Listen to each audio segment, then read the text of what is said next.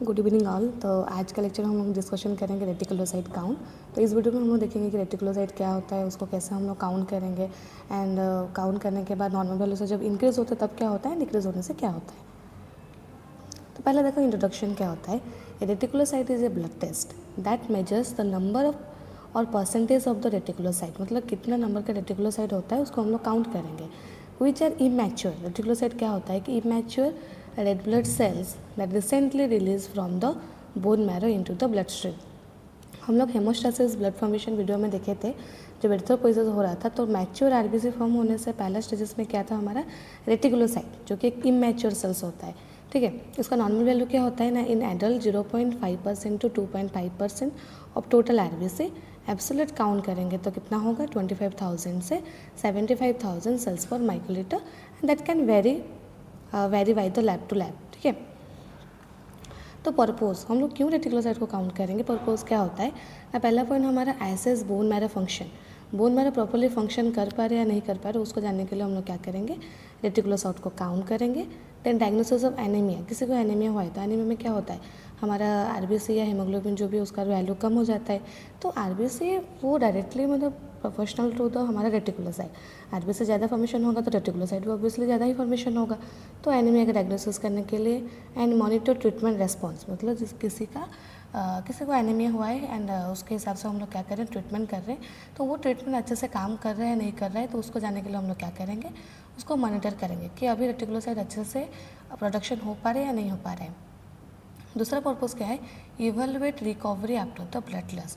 किसी का blood loss हुआ, हैवी ब्लड लॉस हुआ है तो क्या होता है उसके बाद, बोन मैरो ज़्यादा अमाउंट का आरबीसी प्रोडक्शन करता है, तो वो रिकवरी हुआ है नहीं हुआ उसको इवैल्यूएट करने के लिए भी हम लोग रेटिकुलोसाइट को काउंट करते हैं। देन हमारा डिटेक्ट बोन मैरो डिसऑर्डर, कोई बोन मैरो का डिजीज़ हुआ है तो वो तो नॉर्मल अमाउंट का आरबीसी है, तुम्हारे रेटिकुलोसाइट का प्रोडक्शन नहीं कर पाएगा, तो उस हिसाब से भी हम लोग क्या करते हैं, रेटिकुलोसाइट को काउंट करते हैं। ठीक है, ये हो गया तुम्हारा purpose of the reticulocyte count. Then principle, क्योंकि सारे टेस्ट का एक एक प्रिंसिपल होता है, तो यहाँ का जो प्रिंसिपल होता है देखो, रेटिकुलोसाइट कंटेन रेसिडुअल आरएनए। ठीक है, हम लोग जो पढ़ रहे थे या देखे थे कि इमैच्योर आरबीसी और रेटिकुलोसाइट, तो उसके अंदर में क्या होता है ना, थोड़ा सा आरएनए होता है। एंड ये जो टेस्ट करेंगे हम लोग, ये टेस्ट करने के लिए हमको चाहिए सैंपल, उसके साथ क्या चाहिए, एक स्टेन चाहिए। जैसे हम लोग पढ़े थे कि हमारा ब्लड स्मेल के लिए लेसमैन स्टेन, जेम्सा स्टेन, तो ये रेटिकुलोसाइट के लिए एक स्पेशल स्टेन यूज़ करते थे, मैं बोली थी। तो वो स्टेन क्या होता है ना, तुम्हारा सुप्रावाइटल स्टेन। क्या है, सुप्रावाइटल स्टेन। तो जब ये जो रेटिकुलोसाइट के अंदर आरएनए जब स्टेन होता है सुप्रावाइटल स्टेन से, वो अपीयर करता है एज ए ब्लू नेटवर्क और reticulum that allowing them to counted under a microscope. मतलब बहुत छोटा प्रिंसिपल, मतलब छोटा प्रोसीजर है।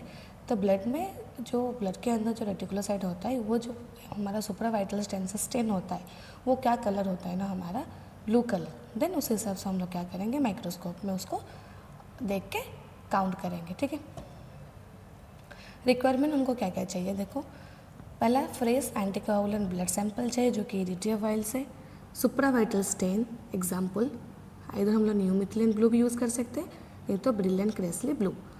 Then test tube, glass slide, microscope and हमारा पैस्चर पिपेट।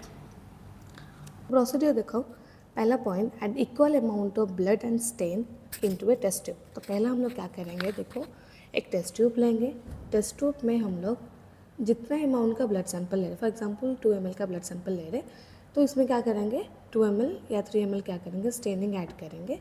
ऐड करने के बाद एक ही टेस्ट ट्यूब में हम लोग ब्लड सैंपल लेंगे एंड हमारा जो भी स्टेन है उसको लेने के बाद क्या करेंगे, उसको प्रॉपरली मिक्स करेंगे टू अवॉइड हेमोलाइसिस, जैसे हेमोलाइसिस नहीं होना चाहिए।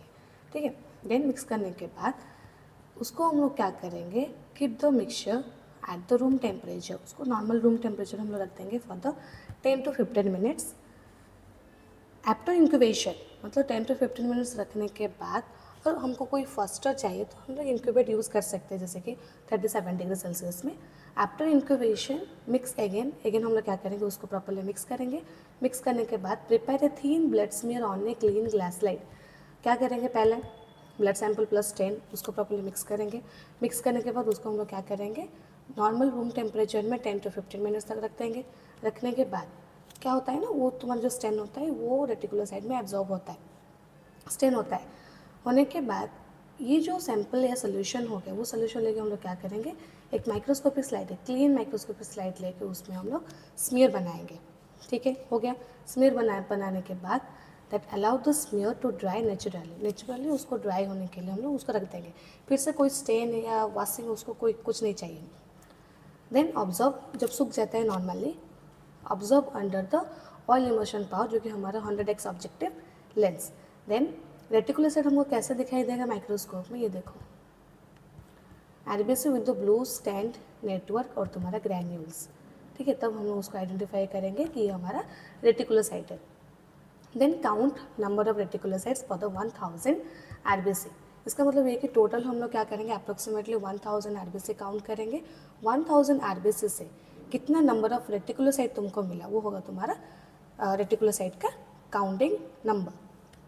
देन कैलकुलेशन हम लोग कैसे करेंगे, फॉर एग्जाम्पल हम लोग टोटल 1000 आरबीसी से 25 रेटिकुलोसाइट हम लोग काउंट किए, तो उसको हम लोग कैलकुलेशन कितना कैसे करते हैं, 25 डिवाइडेड बाई 1000, क्योंकि हम लोग टोटल कितना सेल्स काउंट किए, 1000 ना।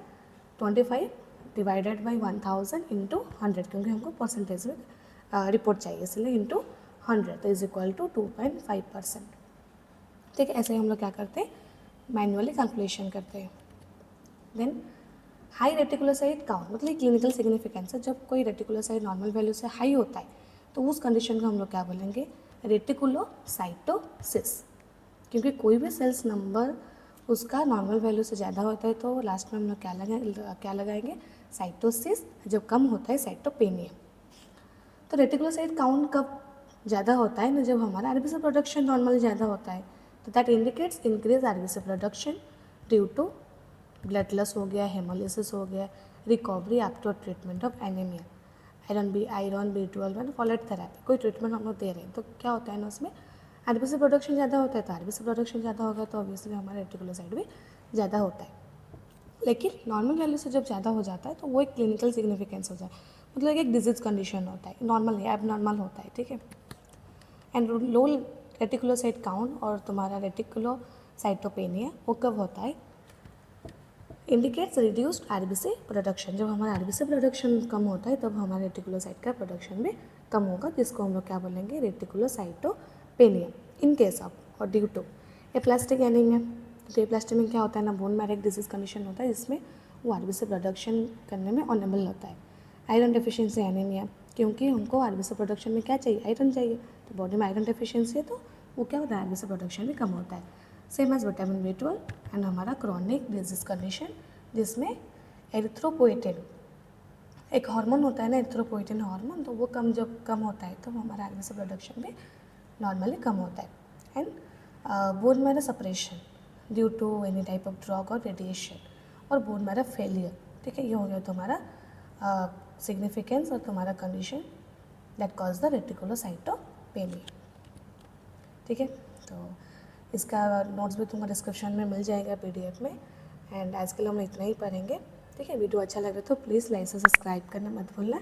एंड थैंक यू, फिर मिलेंगे हम लोग नेक्स्ट वीडियो में।